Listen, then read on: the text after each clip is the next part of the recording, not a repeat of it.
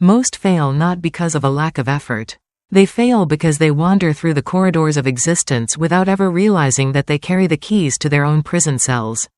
The world sees a man broken by poverty, a woman crushed by the weight of 1,000 no's, or a dreamer silenced by the cold indifference of reality. And it calls these things fate. But there is a secret, a pulsating power hidden beneath the surface of the mundane, that Napoleon Hill calls the greatest secret of all. It is the realization that every human being is the master of a miracle-working power so potent that it can transform the bitterest defeat into a victory that shakes the very foundations of the earth. This is not the story of magic or mysticism, but the chronicle of the human spirit's capacity to command the forces of the universe through the sheer application of a focused will.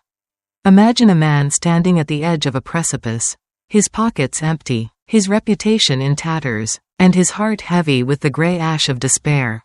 To the casual observer, he is finished, but within him, there is a second self, a silent, invincible partner that awakens only when the first self has been beaten into submission by the harsh realities of life.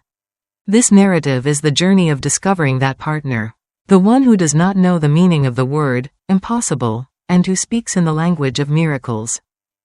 The story begins in the shadowed valleys of human struggle, where we meet individuals who have reached the absolute end of their rope. Consider the man who has spent decades building a career, only to see it vanish in a single night of economic upheaval. He sits in the dark, the silence of his home amplified by the ticking of a clock that seems to count down the seconds of his relevance. He feels the cold hand of fear gripping his throat, telling him that he is too old, too tired, and too late to start again. But it is precisely in this moment of total darkness that the miracle begins to stir. The book describes this as the seed of an equivalent benefit. It is a law as immutable as gravity. For every heartache, every failure, and every disappointment, there is a seed of a greater advantage. The tragedy for most is that they look so long and so regretfully at the closed door that they never see the one that has been kicked wide open by the very force of their misfortune. The narrative follows the psychological transformation of those who stop asking, "Why did this happen to me?" and start asking, "What did this happen for?" This shift in perspective is the first step in working a miracle. It is the moment the protagonist of his own life stops being a victim of circumstance and starts being the architect of his destiny. Analyze this deeply, and you see that the miracle is not an external event that drops from the sky, it is an internal realignment. The lesson here is that our greatest assets are often disguised as our most painful liabilities. When a person reaches the 0 point, they are stripped of the ego and the false pretenses that kept them tethered to a mediocre existence. The desperation they feel is actually the fuel required to launch them into a higher orbit of achievement. By embracing the pain rather than fleeing from it, they activate a psychological mechanism that forces the mind to search for creative solutions that were previously invisible. This is the alchemy of the soul, turning the lead of failure into the gold of opportunity by refusing to accept defeat as anything other than a temporary detour. The journey intensifies as we encounter the figures who have mastered the 12 great riches of life, none of which begin with a bank account. We see the character who possesses the riches of a positive mental attitude, standing amidst a storm of negativity and remaining unshaken, while others are drowning in the vitriol of gossip, envy, and doubt. This individual maintains a mind that is a fortress. They understand that the mind is a garden. If you do not plant the seeds of your own choosing, the winds of the world will blow in the weeds of destruction. The story illustrates the dramatic contrast between two neighbors, one who wakes up and curses the rain because it might ruin his shoes, and another who blesses the rain because it will nourish his fields.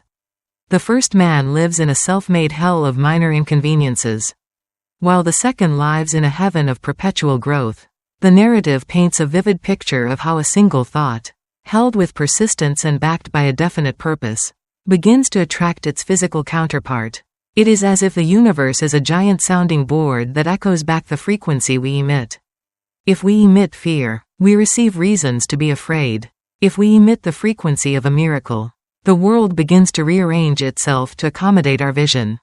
One of the most gripping accounts in this retelling involves the concept of the mastermind. The story takes us into the high-stakes boardrooms and the humble workshops where two or more people align their spirits toward a single burning objective. We see the electrical tension in the air when minds click into place, creating a third, invisible, super-intelligence that neither could possess alone. This is the miracle of cooperation. The narrative describes a struggling inventor who is at a dead end. His resources exhausted and his theories proven wrong. He enters into a mastermind alliance with a friend who brings not money, but a different perspective and an unshakable faith. Together, they tap into a reservoir of ideas that neither could reach in isolation.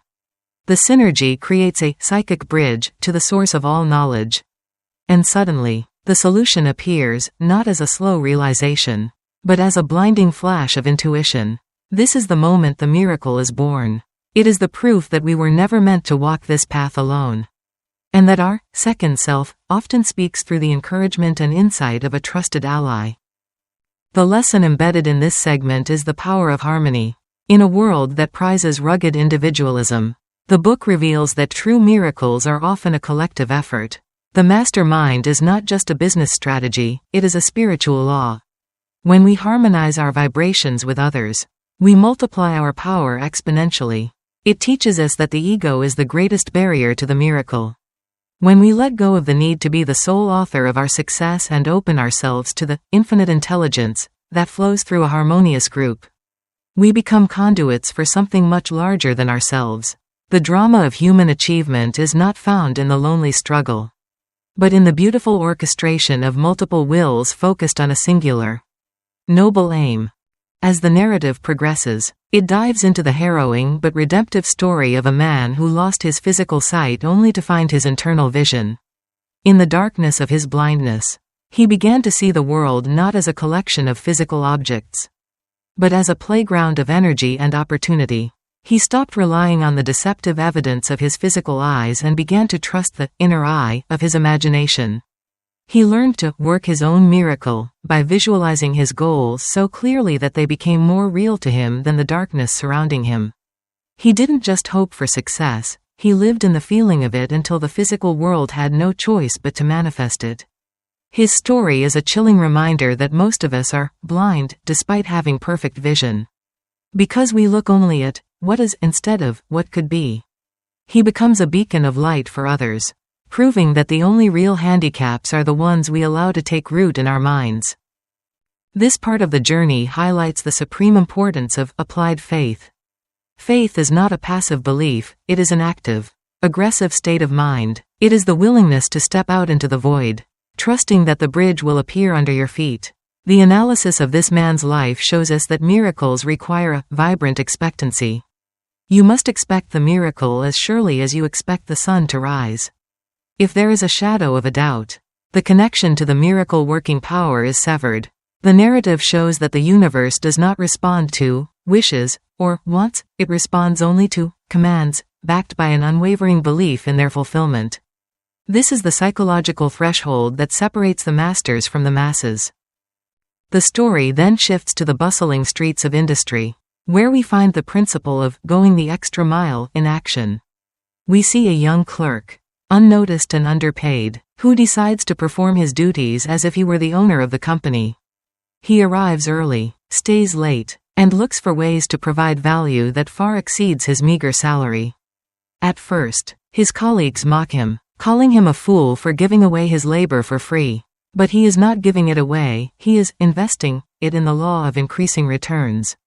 The narrative depicts the invisible forces that begin to gather around him. His attitude catches the eye of a powerful mentor, not because of his skills, but because of his spirit. The clerk's miracle is the sudden, vertical ascent of his career, jumping over those who did only what they were told. He realizes that the extra mile is the only part of the road that is never crowded. The underlying lesson here is the law of compensation. You cannot receive without giving, and you cannot give more than you receive in the long run. The miracle is simply the natural result of over-delivering. By doing more than what is expected, you put the world in your debt. The narrative stresses that this is a psychological maneuver that builds an irresistible personal magnetism. It turns you into a human magnet that attracts opportunities, resources, and people who want to be part of your energy. It is the ultimate antidote to the get-rich-quick mentality that plagues the unsuccessful. True miracles are built on the bedrock of service. And the narrative makes it clear that the size of your miracle is directly proportional to the magnitude of the service you render to others. We continue into the realm of cosmic habit force, the silent momentum that either carries a person to the heights of glory or drags them to the depths of despair. The story illustrates this through a woman who had spent her life in a cycle of poverty and bad relationships. She felt as though she was haunted by a jinx, an invisible force that sabotaged her every move. The narrative reveals that her jinx was nothing more than the habit force she had programmed into her own mind through years of negative self-talk and expectation of disaster. The turning point comes when she decides to break the rhythm. She begins to consciously replace her destructive habits with constructive ones, one small act at a time. The story vividly describes the struggle, the old habits fighting to stay alive. The first self, screaming that it's no use, and the eventual victory when the new habits take hold. Suddenly, the wind that was always against her is now at her back. Her life begins to flow with an effortless grace that seems like a miracle to everyone who knew her before. Analyzing this, we see that the miracle is actually the alignment of the individual with the natural laws of the universe. Habit is the tool that the infinite intelligence uses to make our actions automatic. If we align our habits with our goals, success becomes inevitable. The lesson is that we are not victims of fate, but victims of our own repetitive patterns. To work a miracle, one must have the courage to interrupt the pattern and install a new rhythm of success. This requires a level of self-discipline that most people are unwilling to exert. Which is why miracles are perceived as rare events. In reality, the miracle is always available to anyone willing to pay the price of self-mastery. The narrative shifts now to the psychological battlefield where the first self and the second self engage in a silent, cosmic duel for the soul of the individual. Imagine a woman who has spent her entire life defined by the limitations imposed upon her by her upbringing, her environment, and her own crushing self-doubt. She is the embodiment of the first self, that part of us which is bound by the five senses, tethered to the physical evidence of lack, and prone to the paralyzing grip of the 7 basic fears.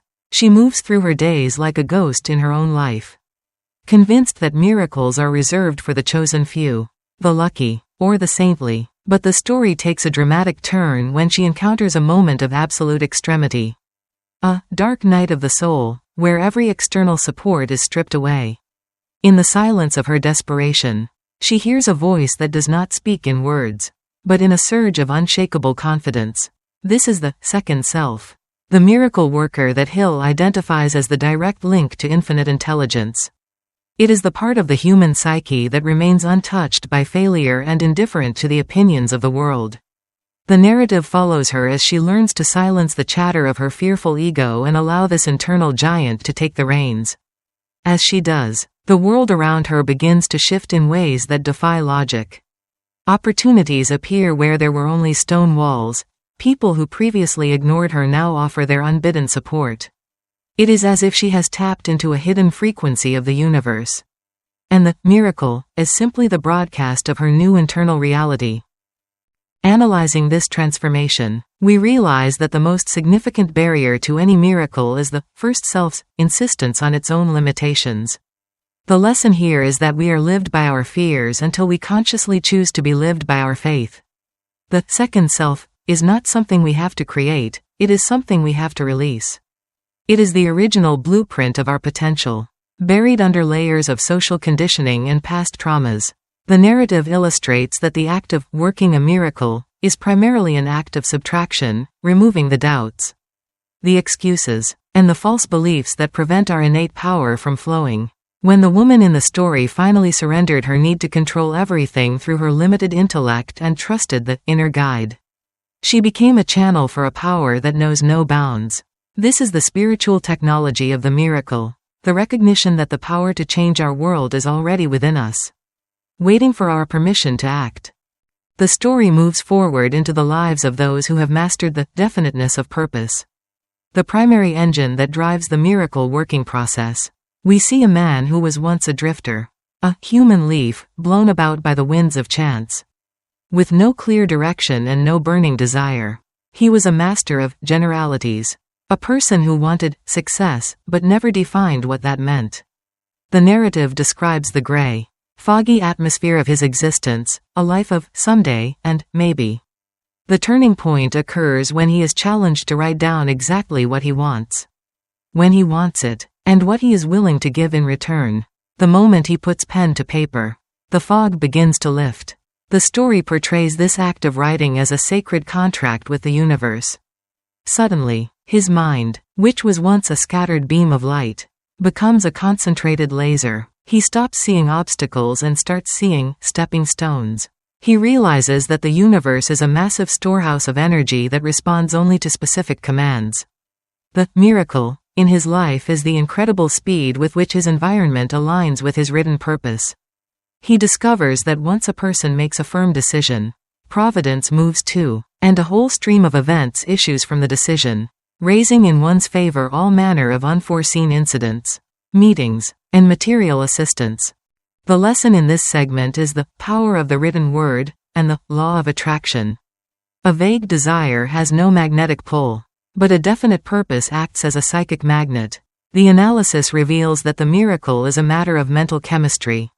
When you mix a definite purpose with a positive mental attitude and persistent action, you create a compound that dissolves the impossible. The narrative teaches us that the reason most people never experience a miracle is that they never ask for one with enough specificity. They are like a traveler who goes to a ticket window and asks for a ticket, but cannot name a destination. The universe cannot grant what it cannot identify. By defining his purpose, the man in the story provided the blueprint for the miracle to build upon. He moved from being a victim of accidents to being a creator of incidents. As we delve deeper, the narrative explores the miracle of personal initiative. We encounter the story of a young woman working in a dead-end job. Surrounded by people who do only enough to get by, she is tempted to sink into the same lethargy. But she remembers the principle of the second self and decides to take initiative where none is expected. She begins to solve problems that aren't hers to solve. She creates systems to help her coworkers and improves the quality of the company's service without being asked for a raise. The story describes the internal friction she feels, the pull of the first self, telling her she is being exploited. But she persists, driven by an inner vision of excellence. The miracle happens when the owner of a rival firm notices her work and offers her a position that skips 10 levels of the corporate ladder. Her colleagues call it luck. But the narrative shows it was the inevitable result of her self-started momentum. She did not wait for the miracle to come to her, she went out and manufactured it through her own actions. This part of the story emphasizes that personal initiative is the spark that ignites the fuel of purpose. The analysis shows that the miracle worker is always a self-starter. In a world of followers, the person who takes the lead, even in small, insignificant ways, sets themselves apart from the masses. The lesson is that the universe rewards the person who acts. Faith without works is dead, and a purpose without initiative is merely a daydream. The miracle is the response of the environment to the individual's refusal to remain stationary. By taking the first step into the unknown, the woman in the story forced the hand of destiny. She proved that the miracle is not a reward for waiting, but a response to movement. The narrative then shifts to the miracle of enthusiasm. We see a salesman who has lost his fire. His presentations are cold, logical, and utterly unconvincing. He is on the verge of being fired. His self-esteem at an all-time low. He believes his product is the problem, or the economy, or the competition. But through a chance encounter with a mentor, he learns that enthusiasm is the master key that opens the hearts of men. He begins to cultivate an inner glow, a burning belief in the value of his service. The story describes how his voice changes, how his eyes sparkle, and how his very presence begins to command attention. He doesn't change his product or his territory, he changes his vibration. The miracle is the sudden surge in his sales and the way people respond to him, not with arguments, but with yeses. He realizes that enthusiasm is contagious, and that when you are on fire with a purpose, people will come from miles around just to watch you burn. Analyzing this, we find that enthusiasm is the will in action. It is the emotional fuel that powers the second self. The lesson is that logic may convince the mind, but only emotion can move the soul. The miracle of influence is grounded in the salesman's ability to transfer his belief to others. This isn't about manipulation, it's about the radiance of truth. When you truly believe in what you are doing, you emit a frequency that bypasses the critical filters of others and speaks directly to their own second self. The narrative teaches that enthusiasm is a habit that can be cultivated. It is the practice of acting as if until the feeling becomes a reality. The salesman's miracle was the discovery that his internal state was the primary cause of his external results. We continue into the darker, more challenging territory of the miracle of learning from adversity. The story follows a family that has lost everything in a natural disaster. Their home, their business, and their security are gone in an instant. The first self of the father is screaming in agony, demanding to know why God has forsaken them. He is on the brink of bitterness, ready to give up on life. But as he stands amidst the ruins of his world, he remembers the seed of an equivalent benefit. He begins to look for the blessing in disguise. The narrative vividly portrays the struggle to find hope in the midst of ashes. He discovers that the disaster has freed him from a business he hated and a lifestyle that was suffocating his soul. He uses the insurance money, which he previously thought was insufficient, to start a new venture that he is truly passionate about. The miracle is not the restoration of what was lost, but the birth of something infinitely better. He realizes that the disaster was not a punishment, but a clearing of the ground for a greater structure to be built. The lesson here is one of the most profound in the entire book. Every failure brings with it the seed of an equivalent success. The analysis shows that we must develop the X-ray vision of the soul to see through the appearance of tragedy to the opportunity hidden within. The miracle is the transformation of the mind's reaction to the event. If you accept the disaster as a defeat, it becomes one. If you accept it as a lesson or a new beginning, it becomes the catalyst for a miracle. The father in the story did not work a miracle by changing the past, he worked it by changing his interpretation of the present. This is the ultimate power of the human spirit, the ability to choose one's own attitude in any given set of circumstances. The narrative then explores the miracle of the golden rule. We see a cutthroat businessman who has built his empire on the broken dreams of others. He is wealthy, but he is miserable, paranoid, and lonely. He believes that business is war, and that for him to win, others must lose, but his life begins to crumble as his health fails and his friends desert him. In his isolation, he begins to experiment with the principle of doing unto others as you would have them do unto you. He starts to use his resources to help his employees, to improve his community, and to deal fairly with his competitors.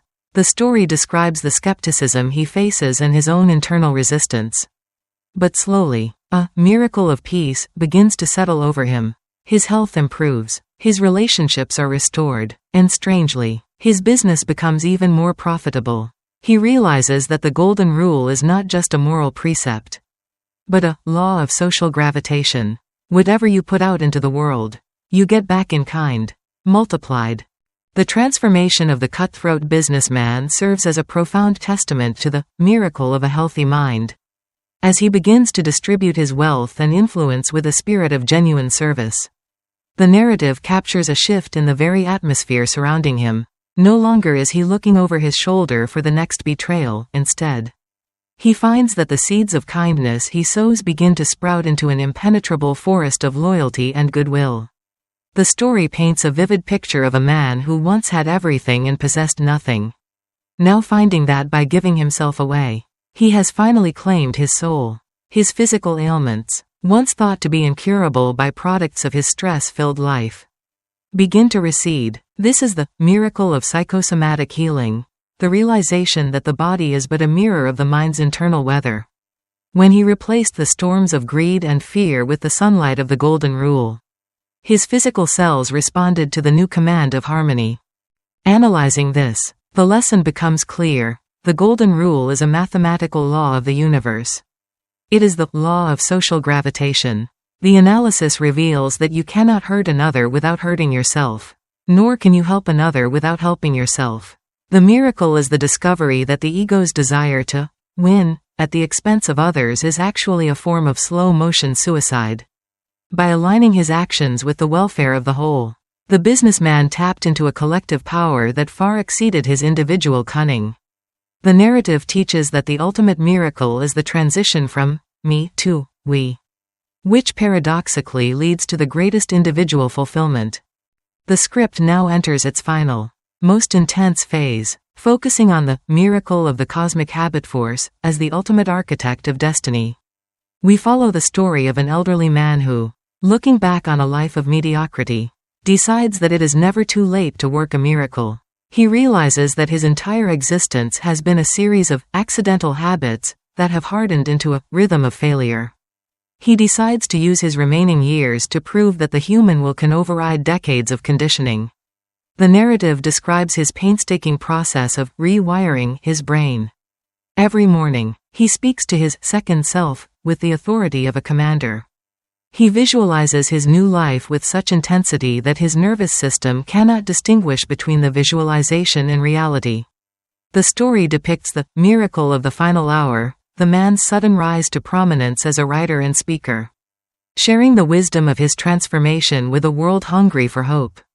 He becomes a living proof that the sun can rise at midnight if the mind refuses to accept the darkness. This final movement of the story highlights the concept of applied faith in its purest form. The analysis shows that cosmic habit force is the universe's way of making our dominant thoughts permanent. If we do not consciously choose our habits, the environment will choose them for us.